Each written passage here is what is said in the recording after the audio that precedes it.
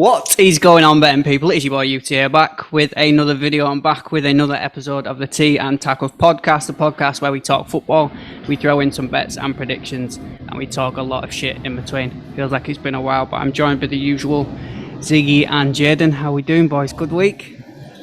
Yeah, very good week, thank you. Yeah? Been up to much? I managed to go to Madrid and watch a Real Madrid game, which was a nice little bucket list I could tick off, and watch Judy Boy knocking a goal as well. Big game as well, wasn't it? 4-1? 4-1, yeah, very good. And also saw Modric score, so that was the second person I wanted to see score. But yeah, very, very good game. Great atmosphere in the new stadium. Is that the first time you've been? First time I've been, yeah, and it was the first time they had the roof on in their league game, so the atmosphere was like bouncing everywhere. I can imagine. Great. It's on everyone's bucket list, I think, that one. We'll have to maybe put some videos up or something if you took any. But yeah, it's a mad stadium, isn't it? I've never been. I've been to the Camp Nou, but not Bernabeu. It's definitely on the list. I love a Champions League game.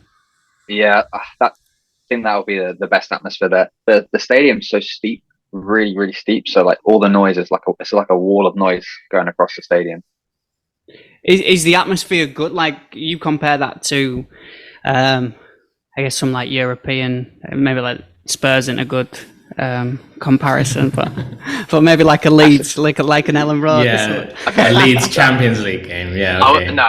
I would tell you this. I did go watch Fulham versus Leeds at Fulham back in Championship days when they were both in the Championship, and I'm not gonna lie, that's the loudest away fans I've ever heard in my life. They were louder than the Fulham, and they had like one third of one side, and they were louder. To be louder than Fulham, though, isn't it? No, but it was louder than most things I've heard. So the atmosphere. I've been at Welland Road a few times, and it's just always that's one of my things. I'm gutted I missed the Premier League sort of years. Maybe we'll be back up at some point. But like you say, the atmosphere, even in the Championship, it's sold out all the time. It's always rammed. I'm like, I'd love to just experience that a little bit in the Premier League, because it will probably that to the next level. I feel like maybe Championship games have better atmosphere because you have less tourism fans. Because especially when I was in Madrid, there was a lot of fans from Madrid, but there was definitely a lot of tourism there, and they kind of don't add. They don't add to the atmosphere. It's just what happens when you get that big. So I feel like maybe Championship has the best true following, maybe. Well, it is, and I don't think anyone's traveling to Plymouth. You know what I mean? If you're American or something, nobody's really going to these, I guess, obscure places. And if you are, hardly any of them are going to be like, let's go check out a game. So I guess I think kind of rely on that. Also, like just exec tickets and stuff like that, where bigger clubs will start to sell tickets to like big companies to give them out to people in the boardroom or whatever to do like trips or whatever, and that's definitely an issue of like United, because it's just, I don't know, like this certain stands are just completely silent. They don't sing, they never stand up. Like the whole stadium will be standing up doing anti-Glazer chants or chanting someone like Bruno's name or something, and they just sat on the seats doing absolutely nothing. So it kind of sucks when you basically just got rid of the main fans for kind of corporate reasons, but it's going to happen at the big clubs. So exactly. That's what it is. That's where the money comes from as well. Is obviously a lot of money comes from abroad, so it's also a different culture. Like, I even went to a couple of games out here, and even in New York in the MLS, like, it's not really, I think they've got like a marching band, or this was years ago, by the way, it might have changed now. They had like a band in one of the stands where everyone playing drums and stuff, but the rest of it were pretty quiet. Like, we were chanting stuff, and at one point we got told to be quiet. Which was such a strange experience. I'm like, I've never been silence. Told. I'm like, which people were on the phones, and then when they scored, everyone was celebrating, and then they kind of went back to it. And that's just, a super small sample, I imagine. The MLS seems to have picked up a little bit since then, but it's just, I guess, a different culture change. Like, majority of us are brought into games where everyone's shouting, like the atmosphere's great. You can't explain these European atmospheres until you've been. Like when everyone says, "Oh, this is a great atmosphere," or even football games. I think for Americans, I don't know whether they correlate. I'm like, until you've been to like a European game, there's something about them atmospheres for me personally as a football fan that it's just different to anything. Yeah, I agree. No, go for it. I think the best atmosphere I've been to is Champions League game Tottenham Galatasaray. That was pretty special, and that was first time in the new stadium I went, and it was very, very It was also Mourinho, the start of Mourinho, which was like the good times, the golden days. Mourinho. It's always the start in it with Mourinho. Yeah, I mean they went down and then they came back in the second half and. It was nice, and the new stadium is pretty epic. Like it's really nice. It's real nice. I mean, speaking about Mourinho as well, rumours he's actually linked with Newcastle. I don't know how solid they are. You know what I mean? Maybe it's Newcastle thinking, okay, we need to take that level up. I think it'd be a super injustice to Eddie Howe for the job he's done, turning a relegation team with not many signings of players into a Champions League team, and now still competing with, the second squad, like half a squad. Whether there's any truth behind that, but interesting. It's not like interesting. It's not like they've fully backed him they've backed him in terms of players and stuff, but not like they've brought in players to get into a top 6 position. They haven't brought in players to get guaranteed top 4. There's one or two, maybe Guimaraes, I don't know, but in the same, they've sold Saint-Maximin. They sold a few of the better players. They've brought in some decent players, don't get me wrong, but he's still going out there and bossing it every week with I don't know, Longstaff in the team. I still think, he's maybe overachieved. When you look at him, because he set the bar so high, everyone were gutted when he got kicked out, and I was like, I'm like, you've got to kind of expect that. I'm like, you were unlucky. I thought they were very unlucky to not even at least get Europa League. But you, as a Newcastle fan, you've got to be relative, which I think most of them are. They're like, okay, we were, 2 years ago, we were battling relegation. And now we're in Europe. We made that step in the Champions League. But the players, you know what I mean? You're playing Dan Burn left back, and they're not premium players. It's just a well-oiled team. He's got a good team going. Tonali, their biggest signing's been banned, so they've got to fill that void. Then all these injuries. I guess we can go into it as well, because we want to talk about our boy Kieran Trippier. We said he was one of probably the players of the season a couple of weeks ago. Our players so far. He slipped up a little bit, hasn't he? You boys seen? He cost them last night against Chelsea, and then he slipped up against Everton as well. I think it's a bit harsh on him. Like you said, they have so many injuries as well, and he doesn't look full fitness at all. And he's a captain, so he's he has to be there, I think. I think maybe he might be slightly injured, or I don't know. I think just a bad period for him. But it's a tough period for Newcastle because they got so many injuries. And like you're saying before, they're definitely overachieved. So now the expectations are that high, like Champions League again this year. And that's not what they were aiming for last year. I think they just overachieved. So to maintain that with the squad they had, they added a bit, but the injuries have knocked them right down. And also this year, sorry about that. I said also this year it's more competitive. There's more teams that are turning it up. Now you got the Villas and the Brightons up there. Last year, same with Arsenal, it was kind of the best chance maybe to win the league because everyone were kind of off. City weren't firing like they all are, and you didn't have the Chelseas and the Liverpools and stuff that were on all cylinders. I know tough, what you mean, but the thing with Trippier, I think, is that I think he really has a ceiling, and he is a good player, but he has a ceiling. And he does have a howler in his locker. We saw it at Spurs. We've seen it a few times in the past. And I think because he is so clinical and so good at set pieces, people overlook his kind of downsides because he's got that kind of X factor, that kind of Beckham, whip of a ball. People don't look at certain flaws in his game. And I do think he has howlers in his locker. that was one of the big reasons when we were linked with him from Atletico. I was like, please no, I do not want him. Would you have him in that Trent category, like we were talking about the other week? Then that as a right back, he's not. You kind of take the defensive vulnerabilities for the stuff he does in the attack. I mean, he's never getting in that England squad ahead of Walker for me, like because Walker does it all. Anyway. I mean, but like you look at Walker defensively, he's fucking rapid, and no one gets past him, and it's like, well, he also does incredibly well going forward, and you can shift him to centre back if there's an injury or a sub needed or something.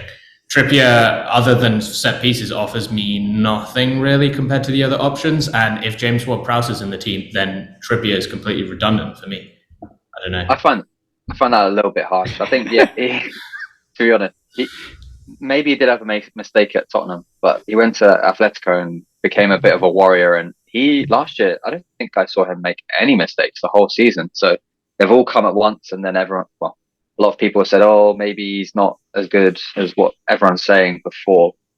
But let me tell you, Ziggy, Kyle Walker had quite a few mistakes in his locker at Tottenham as well. So everyone had their mistake in their locker at Tottenham, mate. It's called Tottenham for a reason. You can't tell me that you wouldn't want Trippier in United's team right now.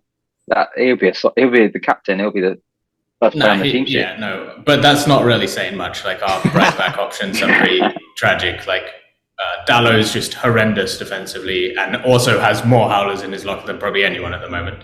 And then Wan-Bissaka's pretty solid defensively, but well, actually, that's even a debate, I guess. Positionally, he's not great. He makes up for it with his like crazy, amazing like extendo legs tackling. But like,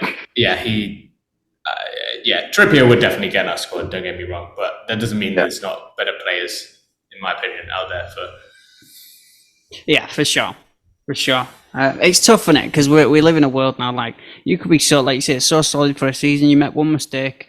And what we're talking about the other week with the internet, it's a different world, and it gets on your back, and then just change the whole situation or knock someone's confidence, and then you do it again the next week, and it's like the smallest things. You know what I mean?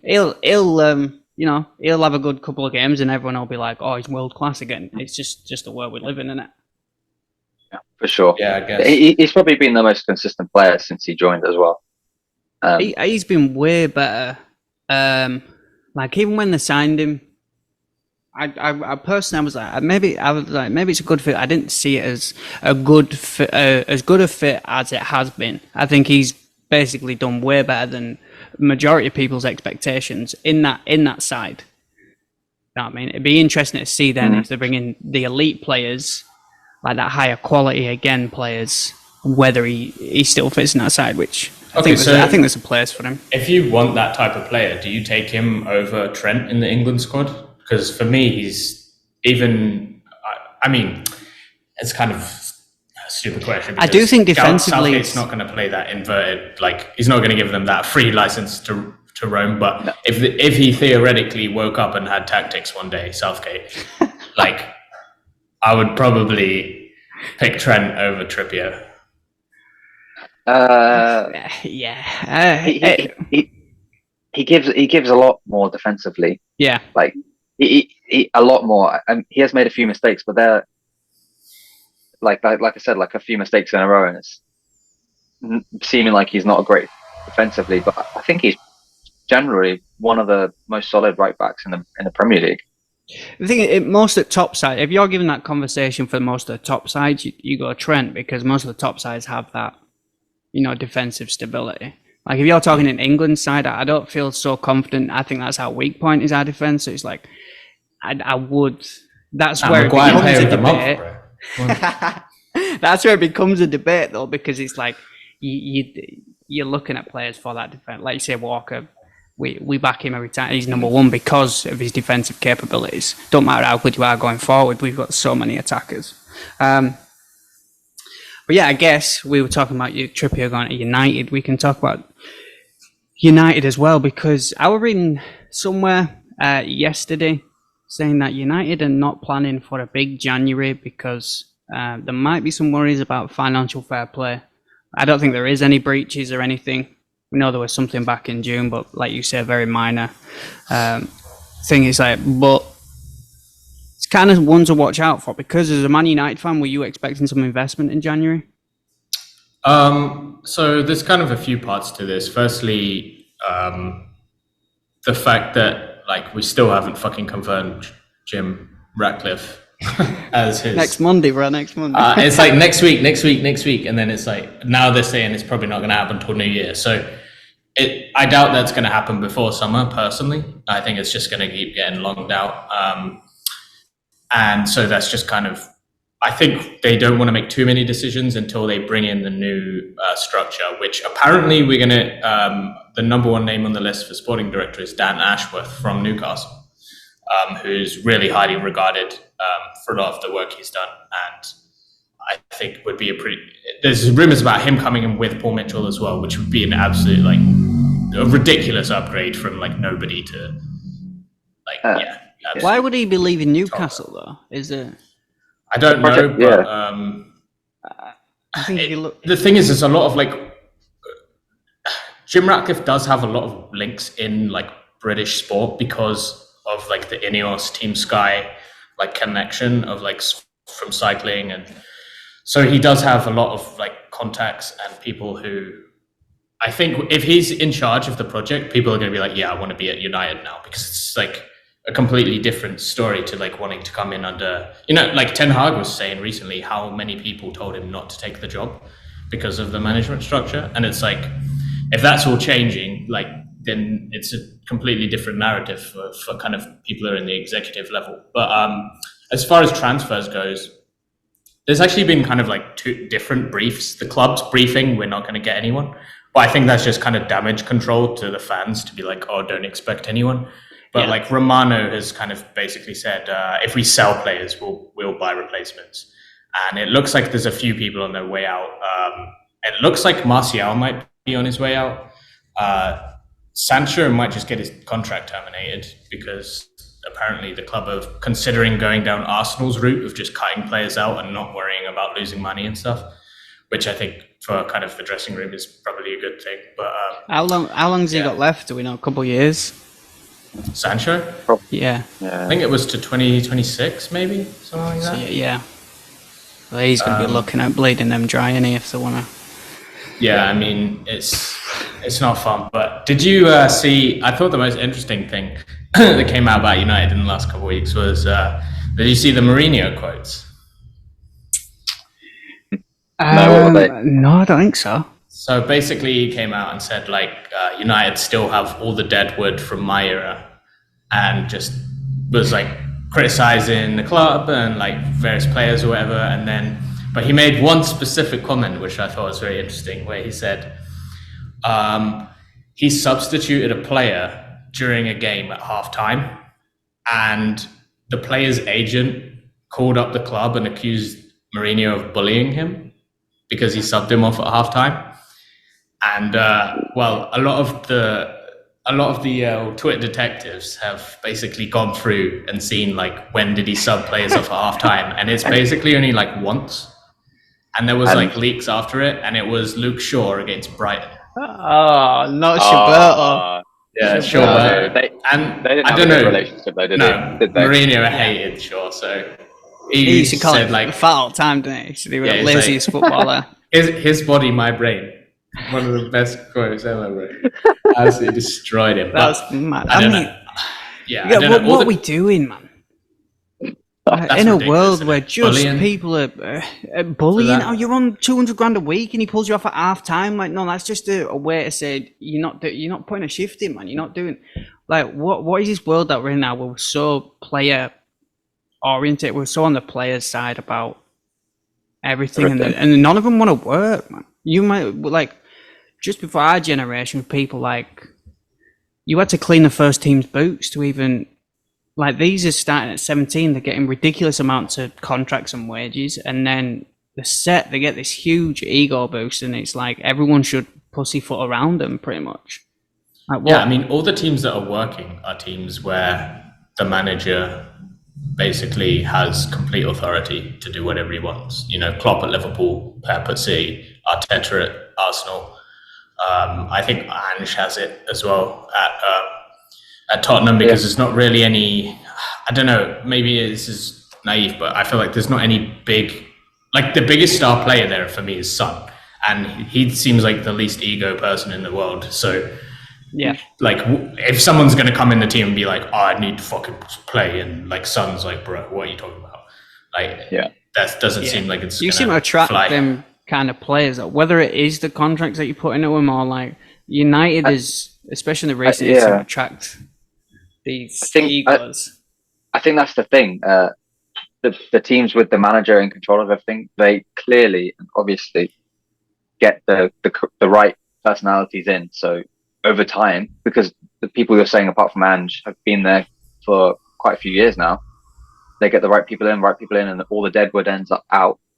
And then by then you have a good team chemistry and a good crop of people which have the right mindset. And with United, with new people going round and round, like new manager, you never get the right team.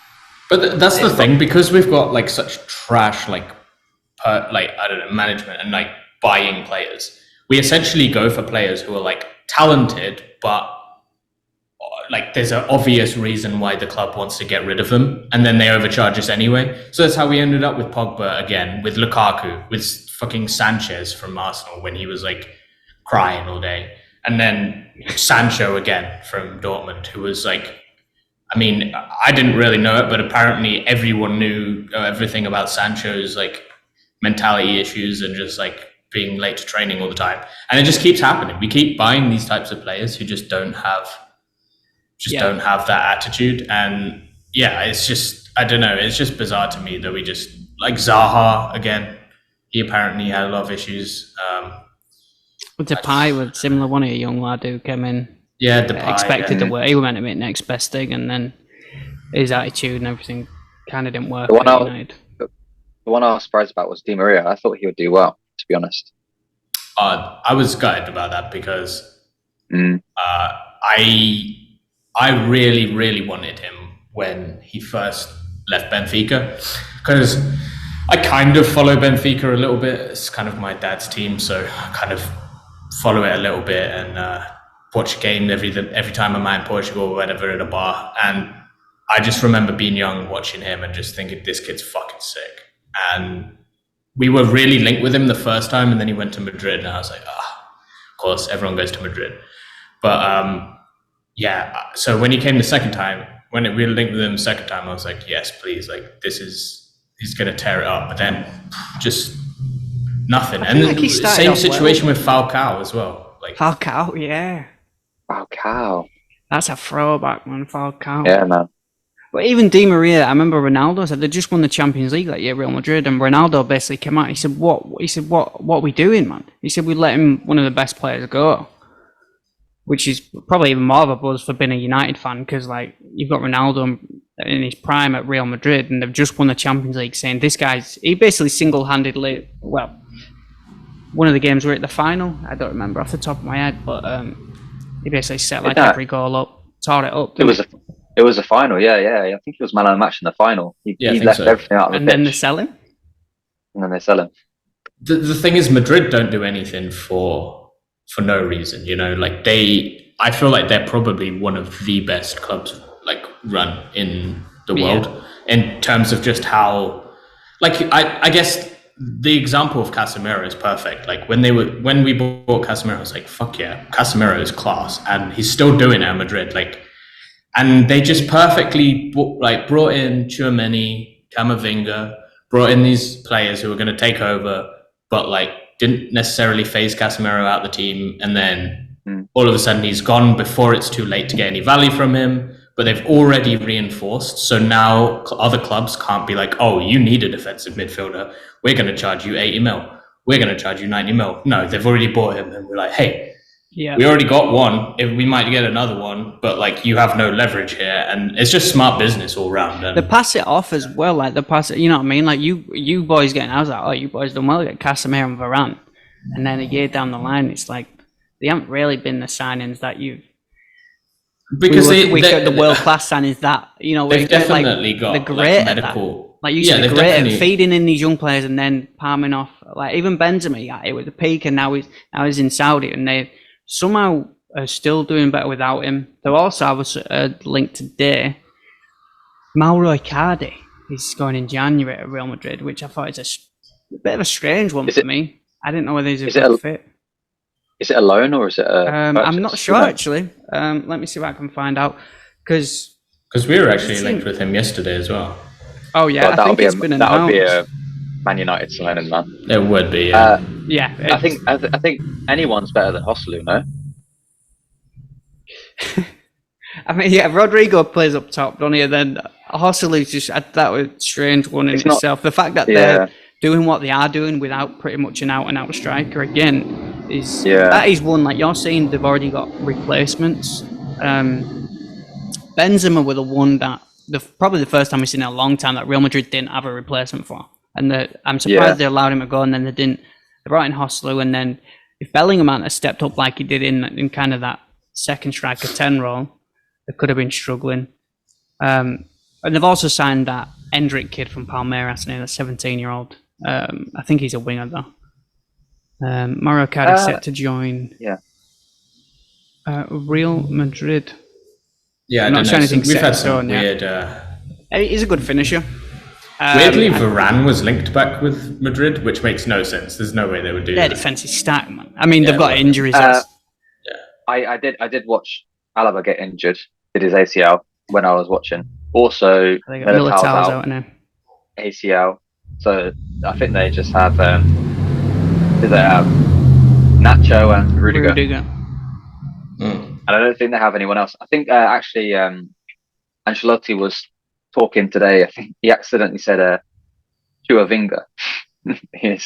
He got both names mixed up. But because it's because Tchouaméni has to play centre back and Camavinga has to play left back. He's saying that they don't like playing there, but if it's for the team, they need to play there. They need to play there. They know their roles. They do a job you see that they do a job. We can go back to United, but if you ever took any of them players out of position, you've seen it. Amrabat's been better in the midfield. I'm like, they're asking him to do a job at left back, and we're making that excuse like that. They're not his position. I'm like, but Real Madrid have got so many players that are they're happy playing wherever. They're like just happy starting, and they'll put a shift in. Camavinga's prime for it, man. He's every manager's dream. A young lad who will play midfield, he'll play in defence, wherever you put him, and he's solid pretty much every time. Yeah, I think school, I think we're going to see that. I think it's coming back around. We're going to see it more because Pep is also similar. Like centre backs can play right back, they can play centre mid. The versatility really helps the tactics. Like it gives you so many more options. And when players are very rigid, then you can't really change how you play during game or how you set the game up. But I think we're gonna see that more. I think it's going to come back round where you have versatile players that can play in many different positions. And I think it's better. It's better to see, and they're typically midfielders as well. I think we're going to see a lot more midfilders coming through. Which usually it's most players you can usually play a couple positions, like wherever you are. Even when you play them, like you can kind of play a few positions having on standard. I'm watching the Beckham documentary, and he struggled because when he went, he already had Figo on the right, and he had to kind of adapt to a different role. I mean, with time, I think most players can fit into a system. I think it's easier though when you're younger. Like trying to get like Lindelof to play like fullback is right now at the point in his career. It's just like he's barely good enough at centre back. Like you aren't going to get him out of position and then be like, oh yeah, he's worldy. Like that's just not going to happen, So, but I was also going to mention that. So a pretty cool article on BBC Sport the other day about was talking about like the inverted fullbacks and how kind of Klopp uses Trent, but then was also kind of talking about how Pep is kind of starting to move towards wanting to almost instead of having like inverted fullbacks, having inverted centre backs, where it's the centre backs who move forward, because it's a lot. Because like when you see Trent out of like going to the midfield, he's so far out of position that getting back is impossible unless he just absolutely runs all game. Whereas like from centre back to into the midfield, it's a lot easier, and that's kind of how Stones has been kind of deployed at the moment, which I thought was really interesting. And I think it's really worked well with Stones. I don't think every centre back can do it because you've got to be really dynamic and fast, and Also, I think you look a at lot their of players back don't line. have that. Like, But all their backline do. Guardiola, he's been playing at left, but he's a centre back. Yeah. Ake, he's pretty much a centre back. Diaz, centre back. Like, they're all. Walker's even played centre back. It's like you say, this system that he's. I mean, if you saw the other day, Guardiola, we can get onto it, but he was running for one goal at one point against Palace. You should have buried it. I'm like, how you've got these. And if you have the centre backs, like you say, the defensive players that are stepping in, usually if you have a centre back that's out of position, you'll have one of them fullbacks cover in. But physically and that, they're not. They might be quicker, but they're not. And if you've got 4 centre backs that are all quick, powerful, strong, set pieces are a problem because you've got another 2 players that are that you don't just have to put on the post. Like, there's if that system, Pep's always seems to be like one step ahead, but like if that system works where he's playing all these centre backs and he can somehow get that working, that's a problem for anyone. It's not. I think it's so important against. To have dynamic centre backs in the modern game, and I think that's one of the things that United have struggled with. We saw the other day Varane come back into the squad and had like man of the match performance, and he is, when he's fit, he is so dynamic and so able to do that role, and Martinez as well. But Maguire just can't. He's a good functional centre back, but in a more traditional sense, and he's not good on the turn. He's very slow, and in those transition moments, like it really depends how you play. Like Maguire's got some amazing passes in his locker, but he's really pondering on the ball, and he takes a few touches, and then he'll hit like a switch pass to somebody on the wing, to like Rashford or something, and it'll be a good pass, but like by that time the entire defense is set, and when you're trying to play a style of football that's about all the transitions, like that just doesn't work. And I think that's why we've seen Shaw basically getting played at centre back a lot, is because he's a lot faster in those transitions, and we kind of just prefer to sacrifice a little bit of defensive ability for that kind of impetus going forward, I guess. Yeah, for sure. I mean, I guess going back to City as well, we can get onto them because they have now, is it 4 league games they've now not won in? Which must be some kind of record. They were 2-0 up at the Etihad against Palace, and somehow Palace pulled it back to make it 2-2. What's going on? We're at a point now where under Pep, apparently this is the worst points total they've had since he took over. Is it complacency? Is it amount of games? Is it the fact that we're missing a Haaland, we're missing a De Bruyne? Like, you boys got any opinions on what exactly is going on right now? To be honest, they have had dips before. Never like this, because they normally, if they're winning 2-0 at home against Palace, they finish that game. They win the game. Yeah. Even if they're 1-0 down, they normally can find a way to win. So they have lost a bit more points than they normally do, but they're 5 points off Arsenal. It's not huge, and you can see them go on a run. Like, they have the players, they have the squad. Like, they have the players that they know. The squad knows what they're doing, and I don't think you can also say that missing a player, maybe De Bruyne or Haaland, but I mean, last year De Bruyne was injured. They didn't have a Haaland. They didn't really have a proper striker. Yeah. So I find it hard to say they're missing one player, because they've never missed one player before City. Their team has always brought them through. Like, they have so many goal scorers. I think I personally think they'll come back, and they probably will win the league. Yeah. I mean, there's still sort of probably most people's favourites to still win it. They've just done it time and time again.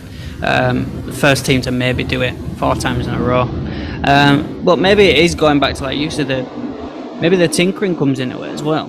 The adjusting that style, that maybe they're just not fully setting that system as of yet. Because we've seen more goals conceded from City, I think, this season than most season. In any game, they're like, you can back the other team to score. So maybe it is that system that everyone's getting used to, and maybe next season or end of the season, then we really see it, and you're like, oh, that this is kind of what you're waiting for. This is going to be a serious problem. But there's still, you can never write them off, man. There's still Champions League got to be up there, some favourites. Premier League, I don't really see. People are saying Arsenal, some people are saying Liverpool. I'm like, you can't write City off. They've done it time and time again. Like they haven't had a consistent lineup.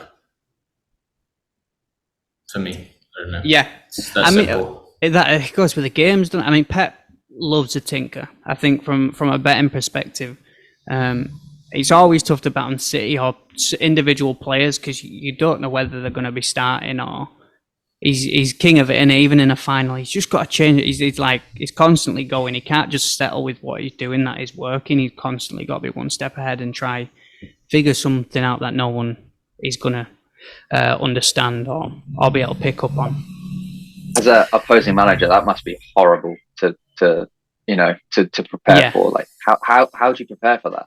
I mean, but also, do you not think it kind of fucks them up sometimes? I mean, majority of times it probably works in his favour, and it always is going to be a couple of times stepping up. But we've seen it in I was going to say he definitely overdoes it. He definitely overthinks. Like you said for the finals. Sometimes you just need to be consistent with high pressure moments, and he definitely overdoes it. But I don't think that's just Pep, isn't it? Like, he has to do it. He has to. His brain can't let him just relax. Like he has to go the extra research. I don't think he sleeps.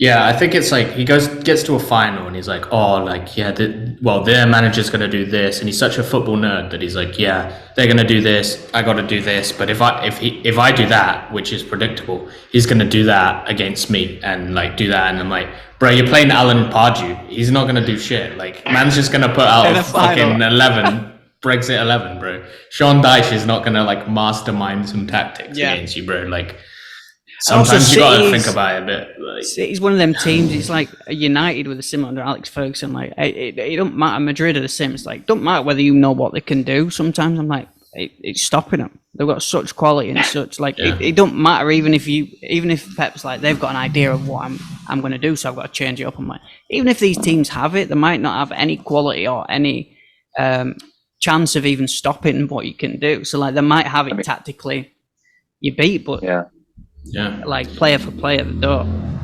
I mean, for sure, most teams do not have it to stop them, even if they know what's coming. Like, how do you stop? I mean, you boys, would they be your favourites? I think betting wise, I'm not too sure what the odds are. I imagine they're still probably favourites. Would you boys back City at this point in the season to get it done? Did you see what Sergio Aguero said yesterday? No. He said. The biggest threat to Manchester City winning the title this season is Manchester United. Bants, man, he's bants. Apparently he could speak fluent English as well. That guy. I don't know if he's trolling. He must be. I mean, he's got to be, bro. He's trolling for sure. There's no way. I would say City definitely favourites. And did you hear what Mourinho said about someone asked him about Arsenal winning the league? We're Obi Mikel on it on his podcast. Yeah, I think. He just said no. He just went nah. Good. I mean, we're all big. You know, I mean, we're not the biggest Arsenal fans. You do have to give them. You do have to give them credit for where they are and what they've done. But again, we're talking about Ten Hag. He's been in a couple of seasons. I'm like. Klopp had it tough, Arteta had it tough. Like, they're stuck with them. You've got to stick with these managers instead of just clearing them out. You're looking at getting Potter or whatever. I'm like, can we just stick with them? Give them a good period of time so they can actually implement something. It's like, we live in a world now where it's like, if you don't come in and make such an impact straight away or you have a bad couple of months, it's like, get them out, get someone else in. Because that a quick fix, which isn't going to work. I guess sticking with Arsenal, we can move on to the Champions League draw. Arsenal have got, I think personally, a tough game in Porto. For all those listening, if you are not familiar, Porto have been on fire. We are now in the knockout stages. Yeah, that Shakhtar game, we called it, didn't we? We said it's going to be going to be goals. I said you can't. It's like 5-3. You can never write off Shakhtar getting a goal and they get 3, man.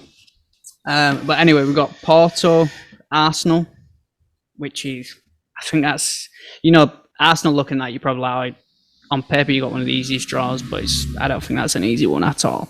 They're them dodgy teams that, maybe you'd rather pull like maybe a bigger one. You've got Napoli against Barcelona.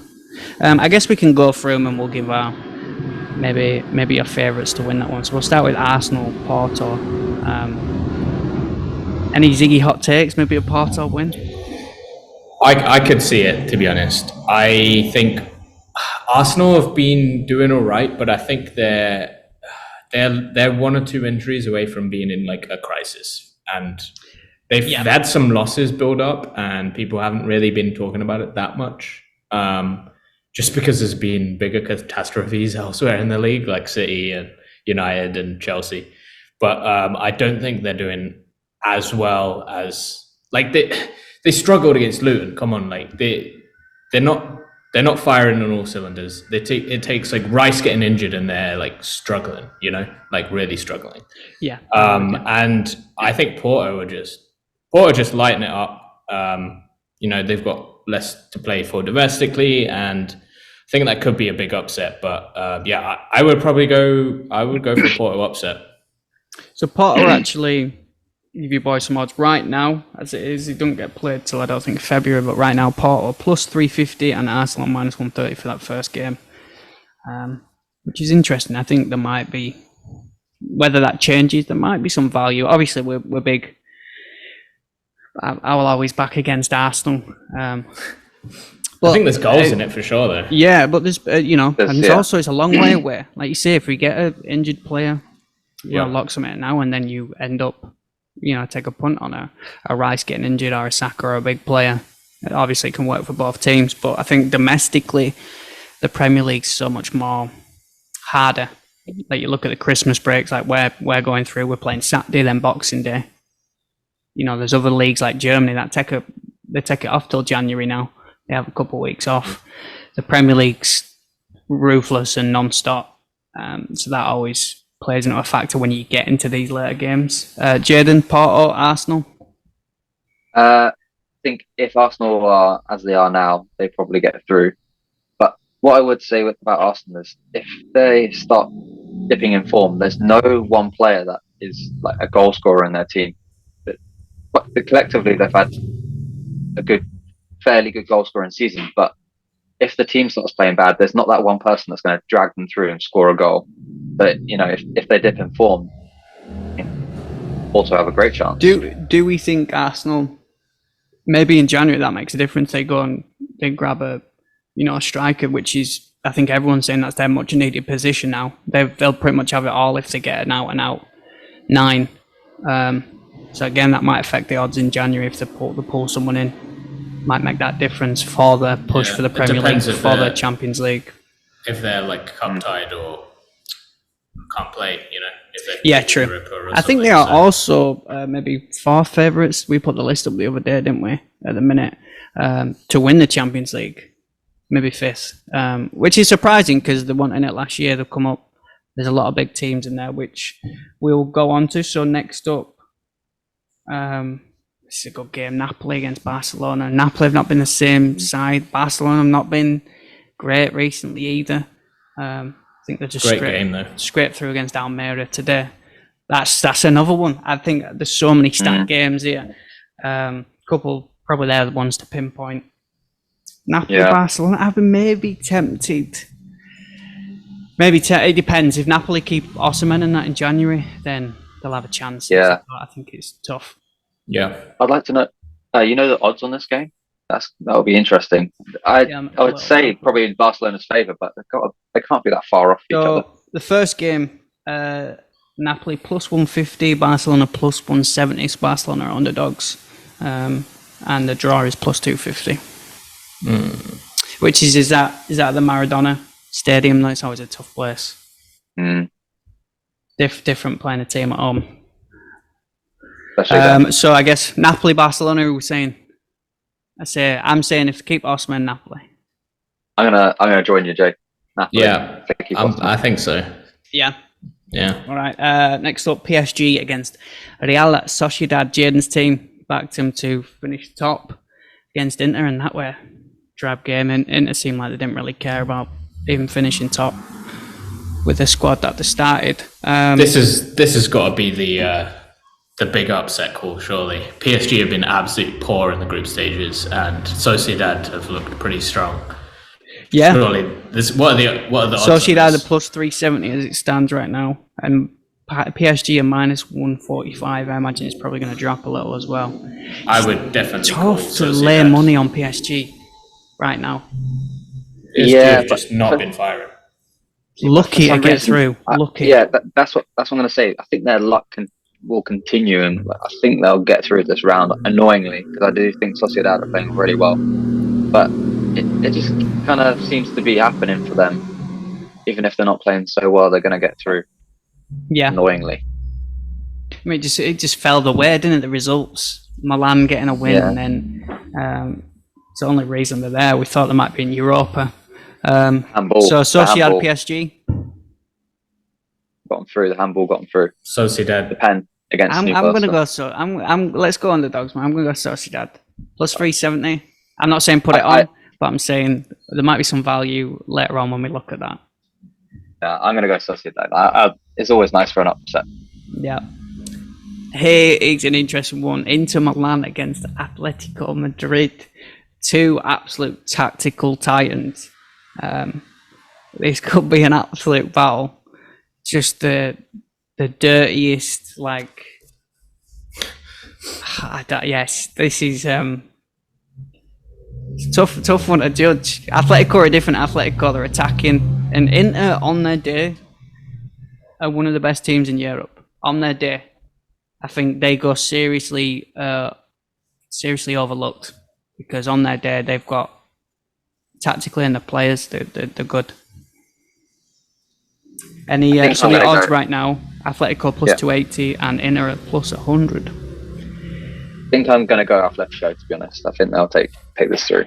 Yeah, I tend to agree. Inter have been a bit hit or miss for me, but I think Atletico have shown some form and some promise. I do think we have been blinded a little bit the last couple of games with Inter rotating. They've looked to have a real focus on Serie A compared to anything else, but maybe it changes in the knockouts. So I think I might go Inter on this one. Just because if they take it serious, which they should do now we're in the knockout stages,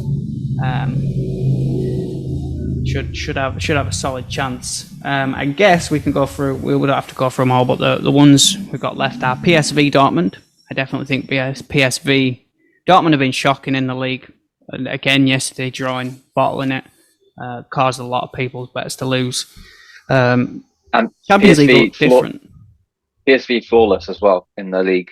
They've won every game. And you they can focus more on this because the league's kind of in. Dortmund are are they fifth now or something in the Bundesliga? So having to play both, PSV can probably solely focus on this. I'm leaning maybe at a PSV upset. Plus 115 right now. Dortmund are plus 220. So PSV Dortmund, what are we saying, boys? I'm going PSV. I'm gonna go Dortmund. I know they've been poor, but it's in a few months and they should be. Yeah. It's tough for it because it's February. They've got options. They've got players. I watched a bit of that last group game. It's kind of flipping between the Newcastle, Milan, and the Dortmund. What was who were they playing? PSG. Oh yeah, and they've got solid players, and they were kind of rotating, and they looked honestly more likely to win for a lot of that game, in my opinion. So I think Dortmund are a good team. They're just struggling at the moment, and if Ten Hag gets sacked, apparently he's going there. So might be a good fit, you know. Yeah, you can't sack him, but might be a good fit. Next up, I think the next two we'll probably agree on these. Bayern Munich, Lazio. Munich, I don't really see Lazio. I think they've got a great draw there. Lazio have been hit and miss. Man City, Copenhagen. City, innit? I think I've even handed a nice draw again.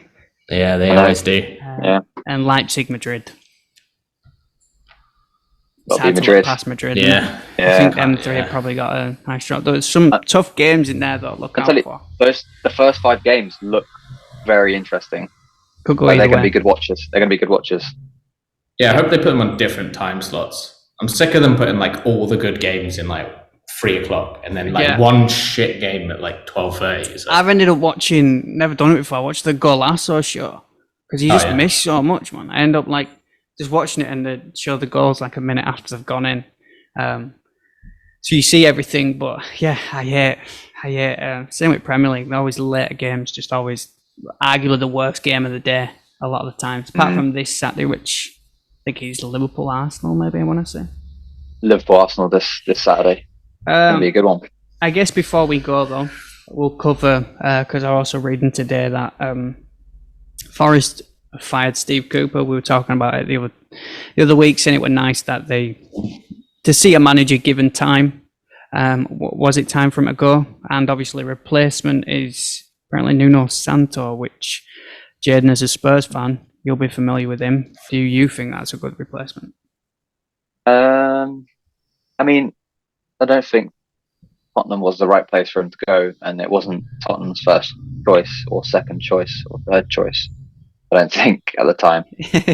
We couldn't get the manager we wanted. But I don't think it's right for him to go. I feel like he was doing a good job. It's a tricky team to get going. They've got a very good support fan base, and that fan base was backing him. So I don't know. I feel like it was a little bit harsh. Yeah, like you said, Ziggy, didn't you? You said they were basically saying a couple of weeks or the players were coming out and just saying, please don't get rid of him.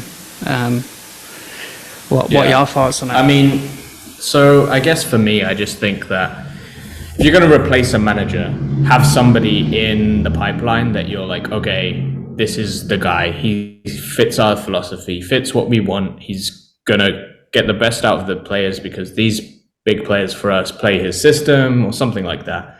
And just to get Nuno is just like underwhelming. Like, I don't know. It's just not. I don't think he's a bad manager or anything like that, but he's not. He's kind of he's the new age Sam Allardyce, he's the new mercenary manager who gets brought in to a club when a club's struggling. And it's just, he's the Farker, if you will, But who is, I guess you look at, little dig at us there.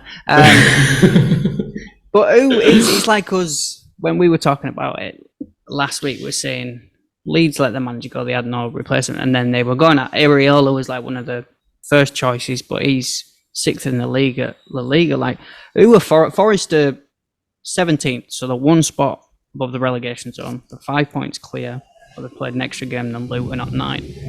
Who are you going to pull in though? I think. Yeah, I guess. For caliber wise, I don't think it's a bad replacement. They've obviously had this lined up. But I just my argument is that he should just not have been fired. Like, the players were backing him. Like, if it's rare enough in these days that you have players coming out in press conferences and being like, "Yeah, we all want to back the manager." Like, it doesn't really happen, and it seemed like they were united behind him. The fans were behind him, and I just don't really see. I don't really see what benefit it has. Like, it's kind of a bit of a similar one to me of Birmingham City. They fired their manager, who everyone was behind, and brought in Rooney.